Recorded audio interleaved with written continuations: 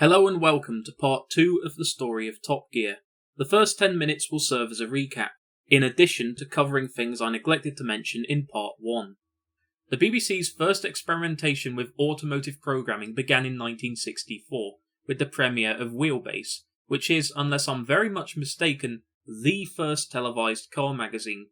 There is a show that's even older, if you could call it one, but I'll get onto that in a bit. Hosted by the likes of Gordon Wilkins and Cliff Micklemore, Wheelbase laid a lot of the groundwork for Top Gear and other motoring shows that would follow in its wake. What Wheelbase proved, above all else, is that people would tune in to watch other people talk about cars. And it wasn't just that which made the show such a success, because with this success there came competition, with Thames Television launching the likes of Drive-In and Wheels during the 1970s, the latter of which launched the career of Chris Goffey.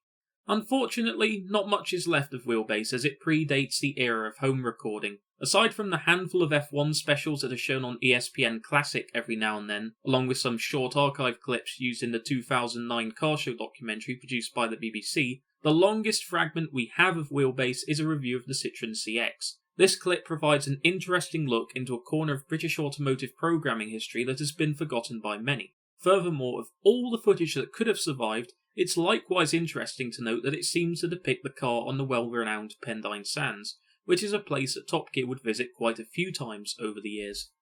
Wheelbase would be cancelled in 1973, but it wouldn't be long before the BBC had another go, and Top Gear would of course be launched a handful of years later. More or less every year from 1952 to 2002, the BBC would film a programme at either the London Motor Show in Earl's Court or the National Exhibition Centre in Birmingham. The final special, which aired very nearly 50 years to the day after the very first one, featured the likes of Jason Barlow, Dominic Littlewood and Susie Perry, airing on the same day as the relaunched Top Gear's second episode.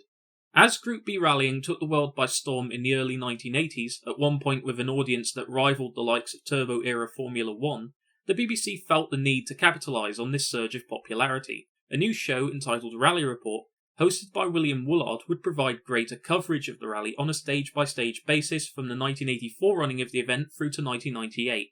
Under the lead of two new series producers, the show would be revitalised in the second half of the 1980s, where Top Gear notably became one of the first shows in the world to have a CGI intro sequence that debuted in 1986, a year before Doctor Who made theirs. With the new production team at the wheel, the likes of Tiff Needell and Jeremy Clarkson would make their debuts on the show, and Top Gear's fortunes started to see a turnaround as a result, with more people beginning to tune in. During the 1990s, Top Gear would begin to branch out, with the introduction of the magazine in 1993, which went on to become a massive success for the brand and kept the programme in the public consciousness even while it was off the air. Starting from the 25th of September 1994, a radio version of Top Gear began airing on BBC Radio 5 Live, initially with Steve Berry before being joined by Zog Ziegler. There were also several spin-off shows created to maximise Top Gear's screen time. Top Gear Take 2, for instance, was a best-of compilation clip show which showcased highlights from various series. Top Gear Motorsport expanded on the success the show had already had for rallying towards various other racing series, such as GT and open-wheeled racing. Top Gear Waterworld was a short-lived attempt to make a show based around lead host Jeremy Clarkson's other vehicular passion, boats. Quentin Wilson would launch The Cars the Star, a programme that was centred around various luminary models within the world of cars, a concept that would later be revisited by James May in the 2010s. During the mid-1990s, Top Gear had become something of a low-key phenomenon. It was popular enough that in 1996 it would launch its own live show, which it would hold twice, once that year and again in 1998.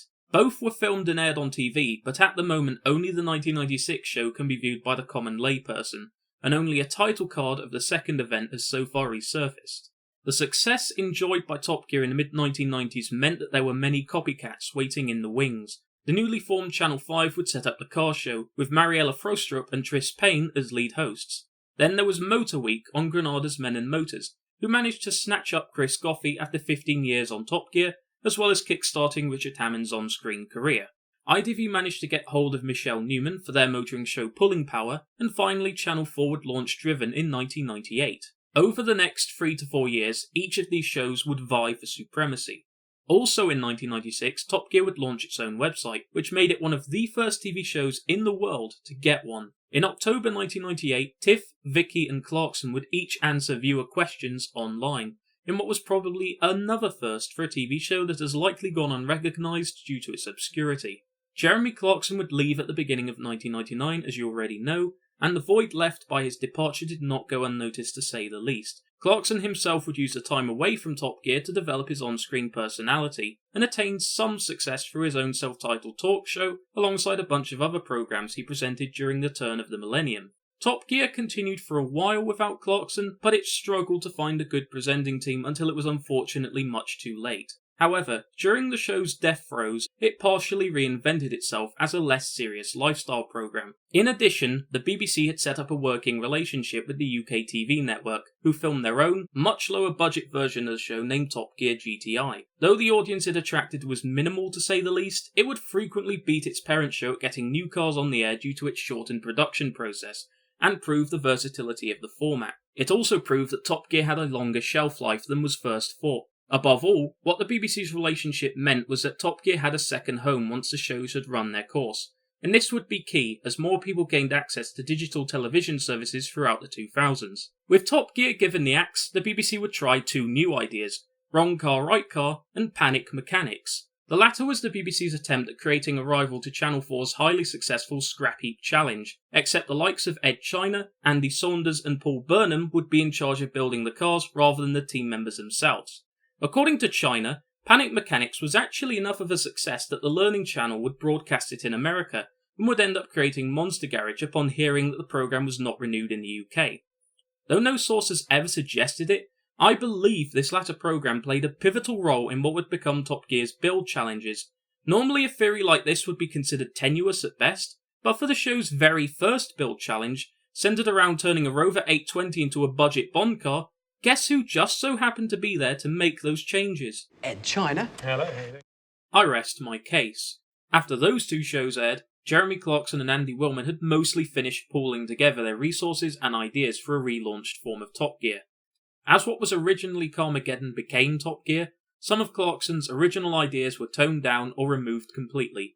The Gimp, for instance, became the Stig, named after a colloquialism for new boys at the Repton Academy, where Clarkson and Willman had spent together as boys. After just a handful of years on the air, Top Gear had already caused a significant stir of publicity, some of it good, some of it bad. During Series 5, for instance, they would frequently antagonise North Wales Chief Constable Richard Brunstrom, with Hammond managing to sneak in what is, in my opinion, one of the most impressive examples of getting an extremely offensive word under the radar. Chief Constable of North Wales, there is. The Chief Constable. With original editor Kevin Blick stepping down after a decade, Top Gear magazine would reinvent itself and become a juggernaut under its second full-time editor, Michael Harvey. It was under Harvey's lead that the magazine began to claw back the #1 automotive publication spot from Max Power, which saw sales reach an all-time high of 201,000 units sold per month in 2008. Starting from late 2003, Top Gear would relaunch its live show, which was named MPH for its first few years and featured Tiff Needell in the place of James May. Unlike the Top Gear live events of the 1990s, which took place outdoors at racetrack venues, the main challenge here was to scale down to the stage in a show featuring cars without having them being pointlessly paraded around as all other stage shows featuring cars had done up to that point. This resulted in the creation of a stage show that was quite unlike any other, and over the course of the following decade, they would continually devise new ways to bring all the action of regular Top Gear within the confines of an indoor stage. With Top Gear's mounting successes both on and off the screen, the BBC saw fit to increase Top Gear's budget following the conclusion of Series 7. The hangar got better lighting, new furniture, and more set pieces, though much of this would unfortunately be burned down a year later. There was also, albeit very briefly, a new host in the form of Top Gear Dog. The cinematography had started to improve, even if many of the filters used were excessive and have aged poorly, and overall the presentation became a lot crisper and refined as the production process became more streamlined and the team settled into their respective roles. Clarkson as an oafish, narrow-minded brute, May as a slow and steady pedant, and Hammond as a slightly insane spiritual hillbilly that performed death-defying stunts every now and then. By 2006, the show was on the cusp of worldwide greatness. With approximately 70 episodes now under its belt, Top Gear was now eligible for worldwide syndication. This led to a veritable explosion of new territories picking up the programme. To name just a few, Belgium would pick up Top Gear on its Canvas TV channel in 2006. Finland would start broadcasting Top Gear on MTV3 from the beginning of 2007, with Estonia premiering the show that same year. NBC Action would also pick up the show in 2007 and obtain exclusive broadcasting rights for much of the Middle East. South Korea would air Series 6 and 7 on its Q channel from February 2008, before FX aired the first 3 series back-to-back later that year, eventually launching its own version of the show due to its popularity. BBC World would continue to show a significantly shortened version of Top Gear throughout much of the world right up to Series 9, where BBC Prime, now renamed to BBC Entertainment, would take over with lengthier, less butchered versions of each episode. After the smash hit success of the short but sweet Series 7, the BBC gave Top Gear more money to play with, and the show's production values clearly increased as a result. Series 8 was also a marked departure from the previous 4 series in the sense that it lacked a traditional cheap car challenge, a race across Europe, or a high-octane comparison between 3 high-powered sports cars. Instead, Series 8 begins what I like to call the ambitious but rubbish era of Top Gear, where the trio would take a look at something, then try their best at taking their own crack at it. This included making a convertible out of a Renault Espace, which worked rather well until the time came to wash it, Anne Hathaway's cottage out of an old Mercedes S-Class, building their own caterum from scratch quicker than the Stig could drive one down from Scotland, and the trio's attempt at seeing what all the fuss was about in regards to holidaying in a caravan, which ended in a literal blaze of glory. The challenge from that series which is perhaps the most fondly remembered, however, is the Amphibious Cars Challenge from episode 3. In this episode, the 3 hosts took a Triumph Herald, Volkswagen campervan and Toyota Hilux and set about converting them into amphibious vehicles. Hammond's damper van would sink, and Clarkson's Hilux would capsize at the docks, leaving the slow and steady Triumph to take the victory, only for it too to stall at the slipway as the engine filled up with water. After a month-long break owing to the 2006 FIFA World Cup, Top Gear's 8th series would end after a run of 8 episodes, the final of which saw the trio tackling being van drivers. After seeing what it was like to be roadies for The Who, they each then bought a used van and tested their tailgating, anti-theft and police escaping properties. The latter would abruptly end after Hammond rolled his van onto its side and injured himself quite badly in doing so. But if he is dead and you fancy a job on Top Gear, why not write to us at I'm better than Richard Hammond was, BBC Wood Lane, London, W1270S. In an alternate universe, this might very well have been the final scene of Top Gear. No one could have known at the time what was to happen in the weeks ahead. They were both going for 180 miles an hour when Parry Thomas's car crashed horribly. They had to break the legs off his burned body to get him out of the wreck, but it was hopeless because his head had come off. Presumably what happened was the car, dug in, flipped, rolled... Several times, head came off. Yeah. Couldn't the same thing happen to us? Oh, I shouldn't think so. Right. Perhaps Series 9 was cursed from the start.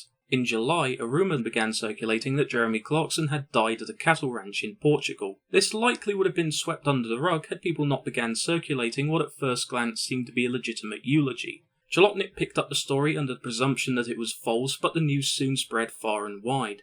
Though Clarkson was alive and well, this hoax was eerily foreboding as to what would happen on the 20th of September 2006. Richard Hammond, who presents the BBC's popular Top Gear programme, is in a critical condition tonight at Leeds Royal Infirmary.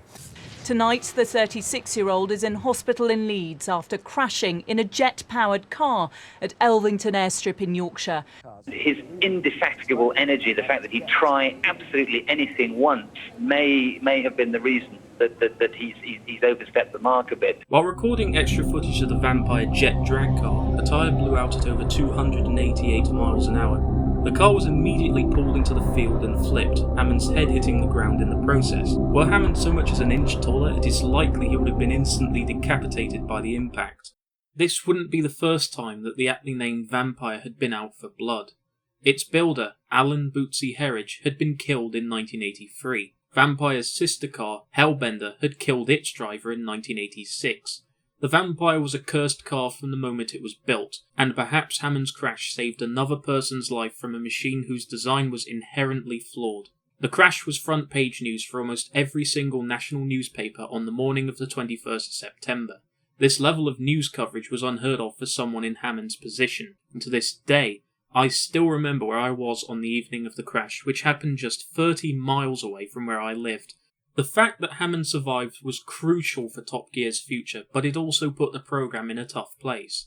As a preemptive move, the BBC would pull all Top Gear related programming off the air until they knew the future of Richard Hammond's role on the show. Though he'd survived, Hammond had paid a hefty price, suffering from brain trauma that persisted long after the accident, with doctors recommending that he take as much as 2 years off from the show to fully recover. However, the crash had given Top Gear more publicity than anything they'd done up to this point, and he needed to strike while the iron was hot. As 2006 drew to a close, Top Gear's popularity soared even as it was off the air. Sales figures for the magazine exceeded 190,000 units per month, their highest in history. The Best Of compilation show in November, which would normally attract 1.5 million viewers on a good day due to its recycled content, instead drew 2.43 million viewers, exactly the same as the pilot did 4 years earlier, and was the 16th most watched programme on the channel that week, drawing almost as many viewers as a new episode of Torchwood. The demand for Top Gear was through the roof. With most of the series' main films already shot in advance and Tiff Needell helping to fill in during that year's live shows, it was simply a question of sitting Hammond down in the studio for an hour or two each week. Top Gear would finally return on the 28th of January 2007, and for at least 3 million people across the country would be their first new episode. The bar was set incredibly high. Anything shy of the best would have cost them a chunk of the audience that had the power to raise the show to new heights. So, it gives me really great pleasure, because I didn't think I'd ever be saying this at one point. Ladies and gentlemen, would you please welcome Richard Hammond!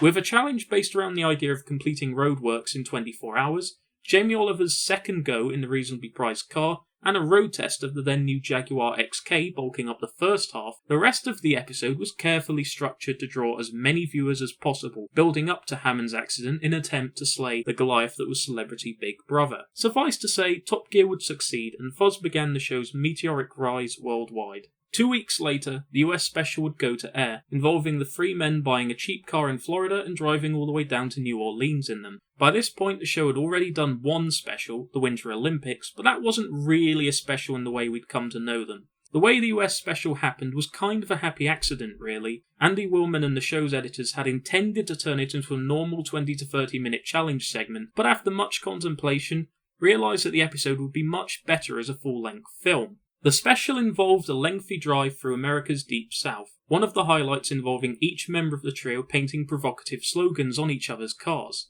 When they stopped at a gas station, all hell broke loose.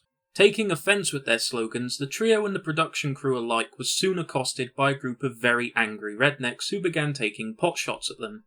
On the whole, the episode gave all three presenters a new dimension that we'd never really seen before. For the first time, professionalism took a back seat and allowed the three to be themselves without a script, and it showed. People loved this new side of Top Gear, and they wanted more. They wouldn't have to wait long, as just 4 months later they'd do it again with the Polar Special, which was the first episode of Top Gear to be shot in high definition. Clarkson and May in a specially kitted out Toyota Hilux would be the first people to reach the 1996 magnetic North Pole in a car, against Richard Hammond, who commandeered a dog sled alongside Matty McNair. The cinematography was unlike anything seen in Top Gear to this point, and was a perfect demonstration of HD technology at a time when some shows still aired at a 4:3 aspect ratio. What Top Gear achieved in the year 2007 is immense. If July 2007 can be named by journalists as the month of Harry Potter, then I'm certain the entirety of 2007 could be henceforth known as the year of Top Gear due to the show's relentless assault on pop culture. From January straight through to December, Top Gear was on TV. They were selling books, they were performing live events. Top Gear's YouTube channel was created and began uploading classic clips from the series, some of which still exist in today's 4K world. That October, on the eve of Series 10's UK premiere, British cable channel UKTV G2 would close down and relaunch as Dave, with its very first programme being Top Gear. For more than a decade thereafter, Top Gear would continue to be the channel's main attraction. In August 2007, the show would premiere on BBC America, to the rejoice of American fans everywhere who had finally had a channel showing it in a mostly original form, and brought viewers up to speed in time for Series 10 to be even better than what came before, and helped the show to take over the world. I can't think of a car in recent memory that's carried such a weight on its shoulders. It's like the White Album following Sgt. Pepper's, Godfather 2 following The Godfather, Police Academy 6 following Police Academy 5. You know what I mean? I think it's fair to say that they delivered. The first 5 weeks of Top Gear's late 2007 run was an absolute grand slam of entertainment. The hunt for the greatest driving road in the world in 3 high-powered sports cars, a second round of amphibious cars, this time upping the ante to a crossing of the English Channel, and an interesting twist which began a successful revival of the intercontinental race format last seen in Series 7. Instead of Clarkson being put up against the pair of Hammond and May, the race across London would instead see all 3 presenters take a different mode of transport, and also threw in the Stig for good measure. To conclude Series 10, one last episode that I can't move on without mentioning at least once is the Botswana special, which took the formula previously used for the US special and extensively refined it. It is also where Richard Hammond would find true love from an old Opel cadet by the name of Oliver. The 8th episode of the 10th series, featuring Lewis Hamilton during his rookie year of Formula 1, set all-time viewing records for BBC Two since they officially began recording statistics 5 years earlier. With a viewing figure of over 8.35 million, it held the record as BBC Two's most watched programme for over 307 weeks. From being on the verge of total collapse just a year earlier, the future looked especially bright for Top Gear. They could finally rest on their laurels, and in hindsight perhaps they rested a little too firmly. Series 11 is where Top Gear started to change. Some might say for the better, others might say worse. For instance, this is the sort of Mazda that the show would look at during its very first episode. And this is the sort of Mazda that the show would look at 100 episodes later. Similarly, this is how Jeremy Clarkson went to France in the first episode. And this is how he tried to go to France around 100 episodes later.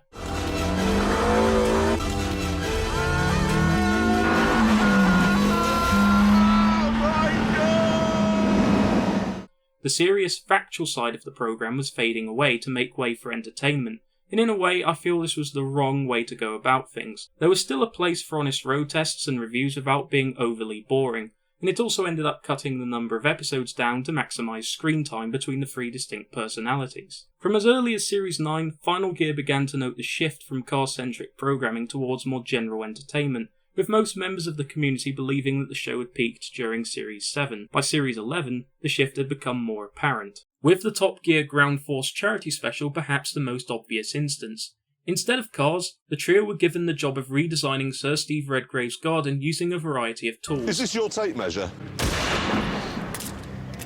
Though Final Gear would be divided over this episode to say the least, what it proved was something crucial, that these 3 could present a show on literally anything and have it be as equally entertaining as the content they worked on featuring cars.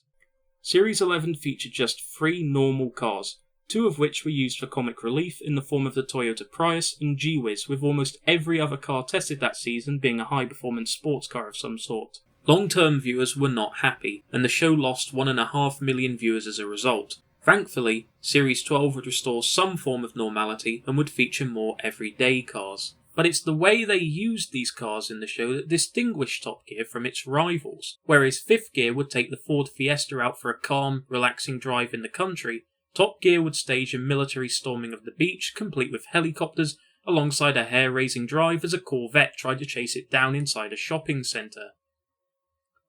At the end of Top Gear's 12th series came the Vietnam special.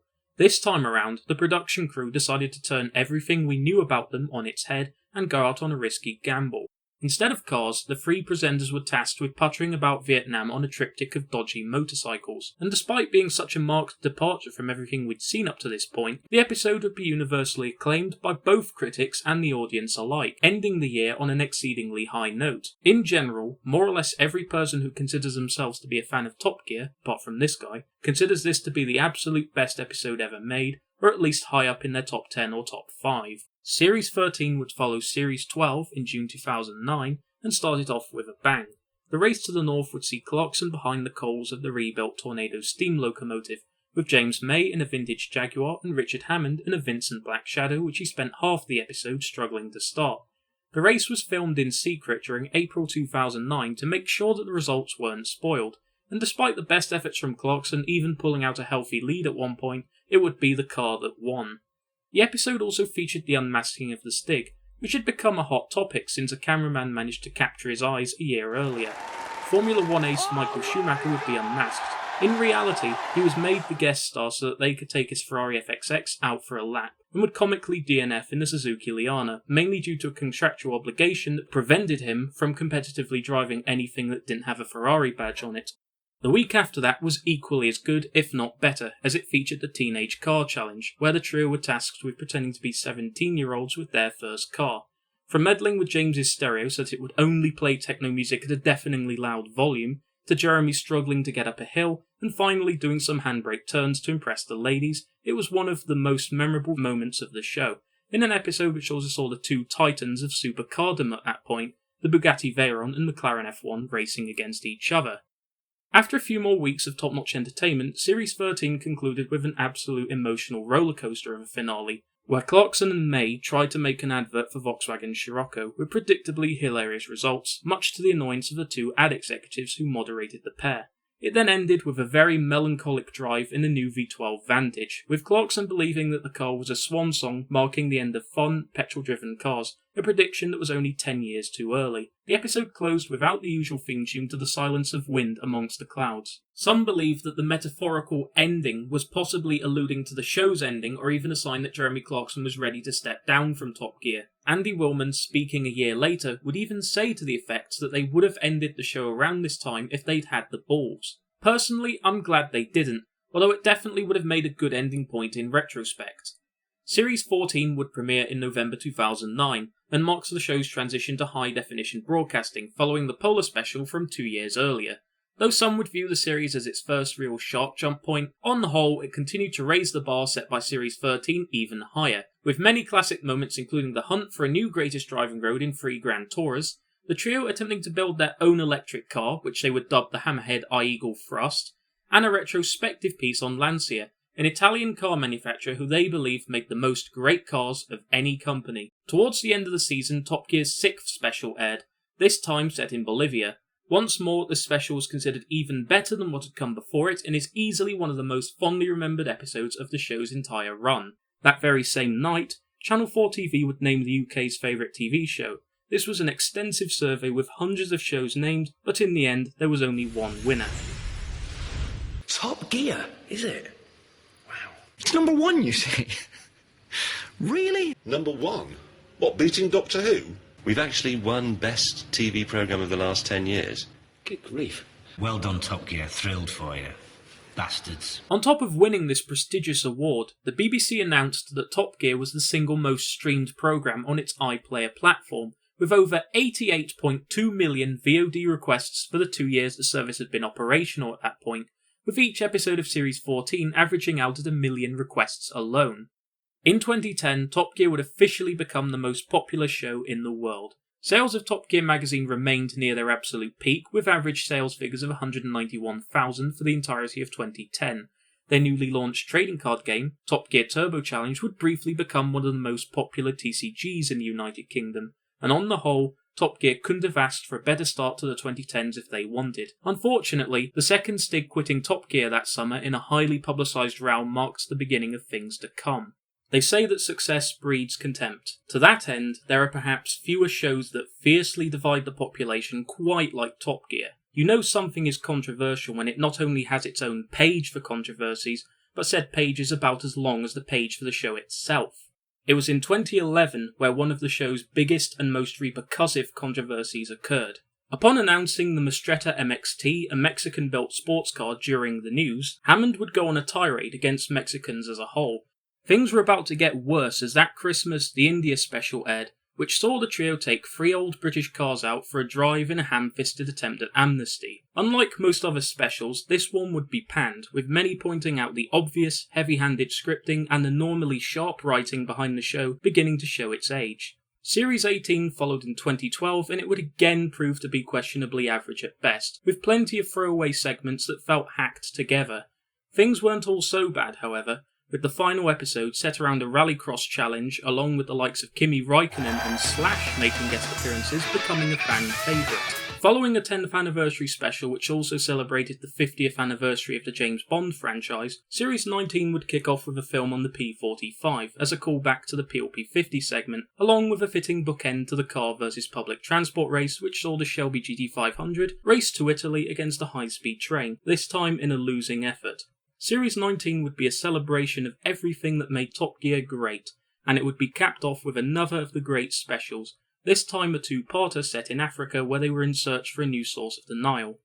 Series 20 would air just 3 months later, and the season's hurriedly put together nature definitely showed in both the promotional material and the content of the episodes themselves, though there were definitely two highlights that redeemed it.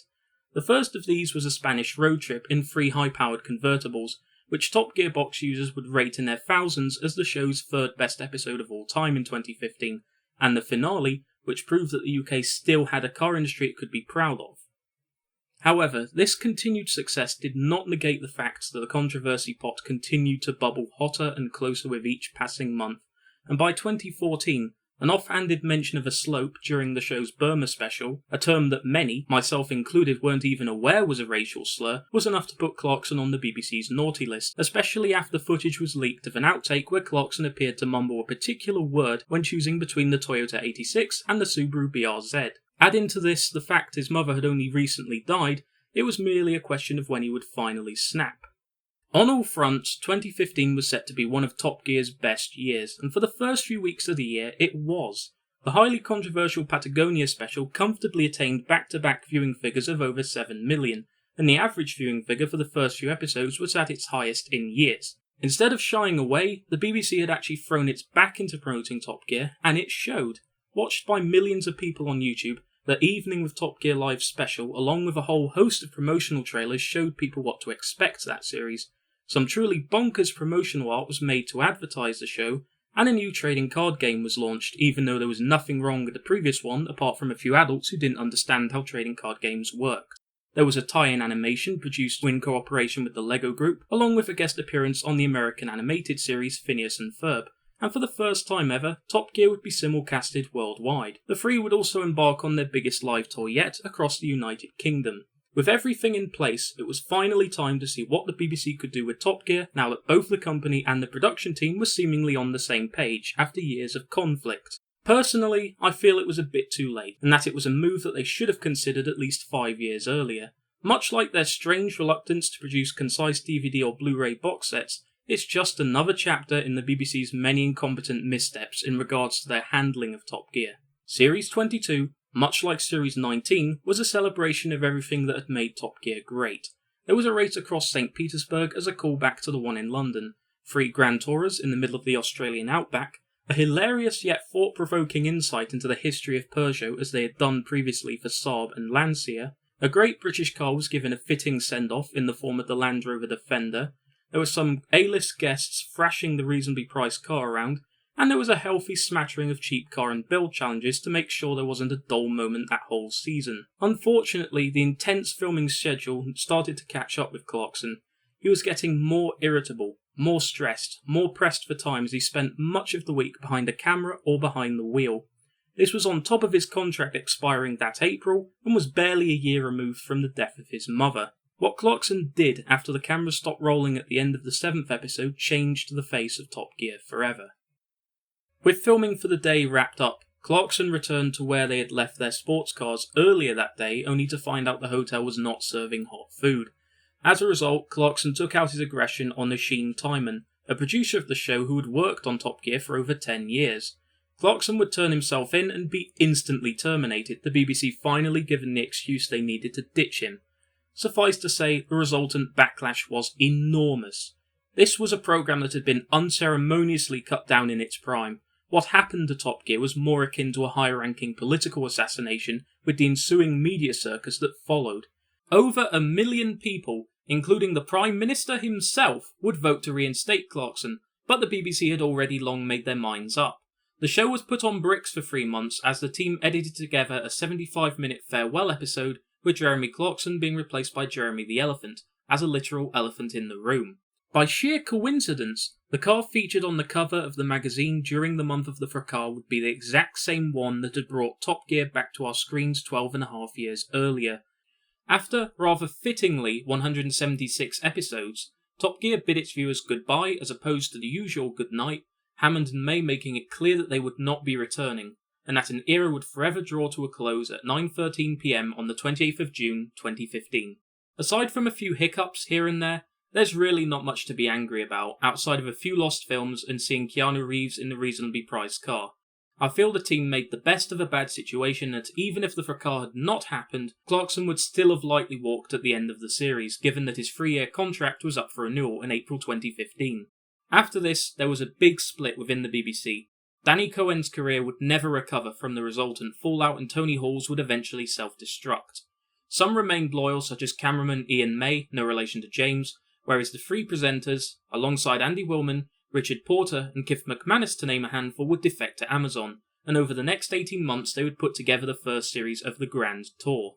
As this was going on, the BBC were quick to rid itself of the trio's influence and assembled a veritable army to present what was going to be a 16-episode run that ended up shrinking to just 6 when it went to air the following year. In just a handful of weeks, Chris Evans destroyed what remained of Top Gear's credibility, securing some of the show's lowest ever ratings, which it would later go on to beat in 2019. In its hubris of maintaining custody, the BBC forgot what made Top Gear good to start with, and it would continue to make the same mistake over and over in the years that followed. Breaking its own record as the most pirated show of all time, Season 1 of the Grand Tour shot off the line with the much-awaited hypercar shootout between the three Trinity Titans, but it would unfortunately stall the week after with a very jarring spoof on the Edge of Tomorrow that turned a lot of viewers off. This topsy-turviness would unfortunately end up setting the tone for much of the show's first 2 seasons, with an occasional flash of brilliance here and there, marred with unfunny, heavily scripted dodge during the weeks in between. This isn't to say that the whole of the Grand Tour was a waste, but it could have and should have been so much more had the trio applied restraint and the BBC not interfered so much with its creation. Though some may disagree, I believe that the Grand Tour won the war against Top Gear in the long run, when you consider how popular the Grand Tour was and the success it enjoyed in spite of having to partially reinvent itself, and not having the benefit of being on TV. After awkwardly stumbling through its first 2 seasons, the Grand Tour finally got the balance right for its 3rd and final season. If you gave up the show before then, I implore you to give Season 3 a chance, because in my opinion it is the best thing the trio have put together since Series 13 of Top Gear aired all the way back in 2009, and easily beats anything the BBC have done with the Top Gear intellectual property since 2016. From the Columbia special to the Mongolia special, to the International Buffoon's Vacation, Sea to Unsalty Sea and everything in between, the Grand Tour finally got a chance to show why it was King of the Hill, and gave us a fitting end after 17 glorious years on the air, with Funeral for a Ford, Season 3's closing episode, marking the show's final curtain call. Painfully, one of the show's biggest fans, Alex Mills, would not get the chance to see this episode, as he would tragically pass away from leukemia just a month before it went to air. His death, along with the end of the Grand Tour, marked the end of a glorious era. Top Gear was more than just a car show, and it did it in a way that defied most traditional models for televised programming. It was once said that television is called a medium because it is neither rare nor well done, and these words ring true many decades since. A major part of Top Gear's success story was that it became one of the earliest shows to fully embrace the internet. It was Alex Mills and his creation of Final Gear that helped turn Top Gear into a billion-dollar colossus. And if it was the internet that made Top Gear popular, it would also be the internet that kept Top Gear popular, mainly through internet memes. There are few shows, movies and video games out there that have spawned as many different memes as Top Gear, and during this year, the show helped give birth to its biggest meme to date. Bad news. What? The Dacia Sandero. It's delayed. Oh no! Anyway... These 2 seconds became an internet phenomenon. It has been used countless times by millions of people for all sorts of applications, many of whom are completely unaware of the quote's origin. Personally, I feel it's only a matter of time before the next Top Gear frame or quote becomes a runaway success on the internet, since with over 15,000 minutes of footage to comb through, there is no shortage of material to go around. Perhaps one of Top Gear's biggest strengths is that although it isn't endless, it isn't that far off. Even once you've watched all 250 hours of Top Gear and the Grand Tour back to back, along with all the deleted scenes, promotional material and guest appearances on other shows, there's much more where that came from. All three presenters have an encyclopedic filmography that will keep you occupied for months, if not years, and get you interested in other subjects you thought you had no interest in. Another significant advantage of Top Gear is due to its unscripted nature. The way you watch an episode doesn't dramatically change after the first viewing. With scripted programming, even those that are well loved, you never really see the episodes the same way after making your way to the end the first time. But with Top Gear, it doesn't really matter if you know the outcome of a challenge or a special or not. The important part is the journey. It's a show that built itself around the equation rather than the sum. And that is the key to its sustained syndication. That is why it has been shown on TV more than any other program, because it never really has a sell-by date.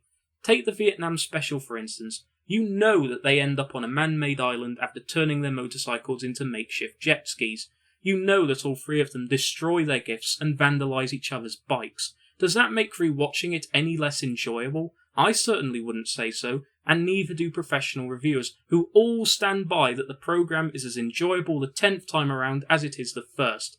And that right there is the magic of Top Gear. Long after the BBC's current crop of programming fades away into the background, Top Gear will remain as popular tomorrow as a well-loved cult classic that the likes of Columbo and Knight Rider are today. This, of course, includes the show itself. Though the presenters and mainstream media alike may continue to insist that the show is finally out of the shadow of its predecessor, the cold, hard fact of the matter is that it isn't and never will be, for one simple reason. At its core, Top Gear remains a carbon copy of what it always was, but with softer edges. It doesn't seek to push boundaries in the same way that Top Gear used to. Rather than create their own personas from scratch, Harris, McGuinness and Flintoff have simply been moulded into watered-down, sanitised, politically correct versions of Clarkson, Hammond and May, with the show itself a watered-down, sanitised, politically correct version of what it once was. And yet it continues to try and replicate its past successes. Take the McLaren Speedtail versus a jet race, for instance, a clear homage to the Veyron versus Typhoon race from Series 10.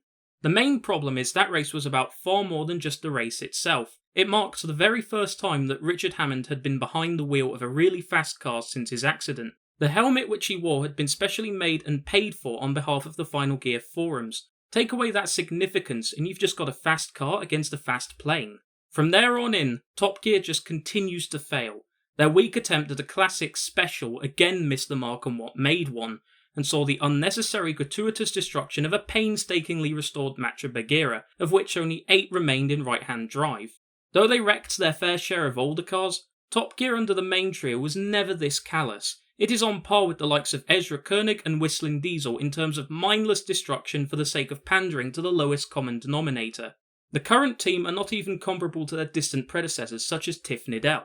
After a lackluster and uneventful career in Formula 1, Tiff soon found his niche in road cars. As he settled into his role of host, he eventually learned the technique behind power sliding and was able to get any car you gave him, no matter how finely tuned and well honed, sideways. No matter who you ask, even Jeremy Clarkson will tell you that there has been no better driver in the world of automotive journalism than Tiff Needell, a fact made even more impressive when you realise that Needell was already 50 at the time Top Gear was axed in 2001. If it wasn't for Tiff taking cars at ridiculously sideways angles that even the manufacturers weren't sure were possible, Chris Harris wouldn't have a career, plain and simple. Tiff was a driver first and foremost, and an entertainer second. Another reason is not the fault of the current presenters themselves, but something which becomes apparent in any long-running TV show, which some have called the Simpsons syndrome.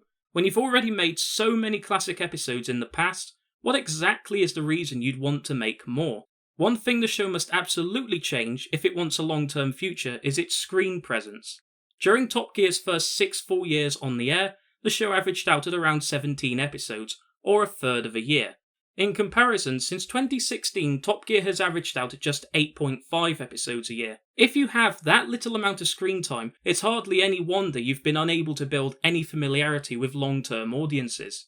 Add in the fact that during these aforementioned years, Clarkson, Hammond and May weren't just filming episodes of Top Gear, and there is no excuse.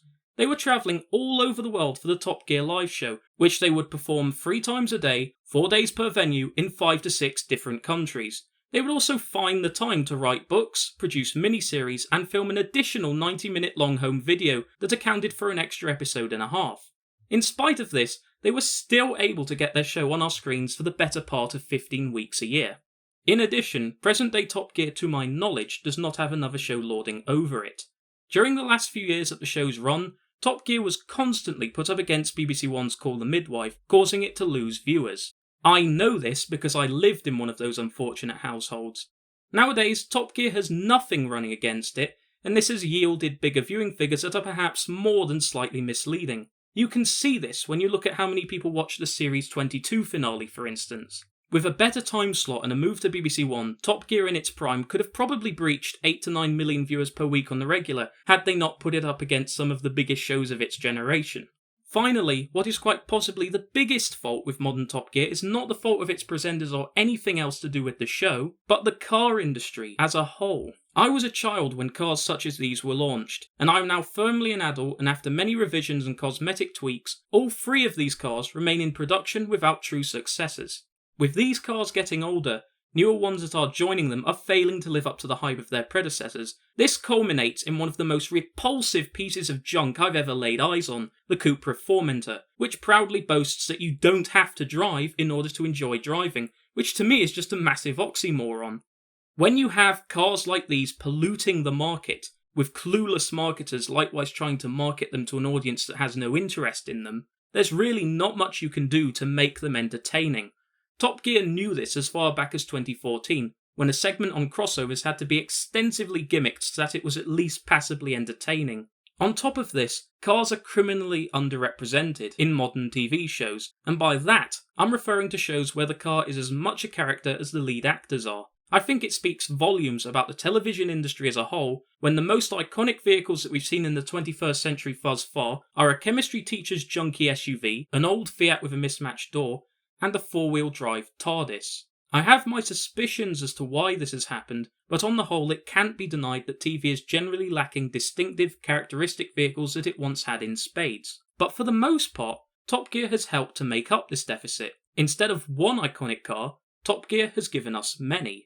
In addition, the impact that Top Gear left on pop culture is overwhelming. Pretty much every single web series centered around cars in some capacity has made at least one episode that, if not talking about Top Gear outright, references or replicates a format originally pioneered by the Top Gear crew in some capacity. Under the lead of Jeremy Clarkson and Andy Willman, Top Gear turned from a pokey motoring show into an international phenomenon, and led the charge for online streaming services to supplant traditional broadcast media. This is something that its replacements can never have.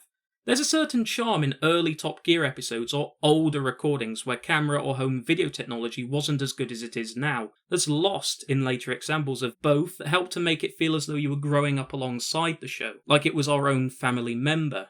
And on that bombshell, it's time to end. Good night. This is the end of a project that has taken 7 months to complete. At its core, there were 2 reasons I decided to make this documentary. The first of these was this awful video by Tuna No Crust, which gets just about every single thing about Top Gear wrong, which I find especially strange considering the video blatantly uses knowledge I'd either written for the Top Gear wiki or provided in various pieces of documentation I've compiled for Top Gear related projects. How you can mess up this badly using uncredited information sourced from yours truly just boggles my mind.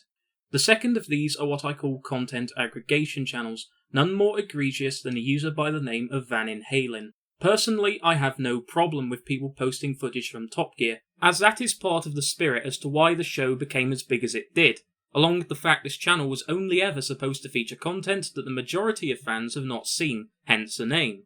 What I do take umbrage with is when you don't credit your sources and try and make a name for yourself using other people's work.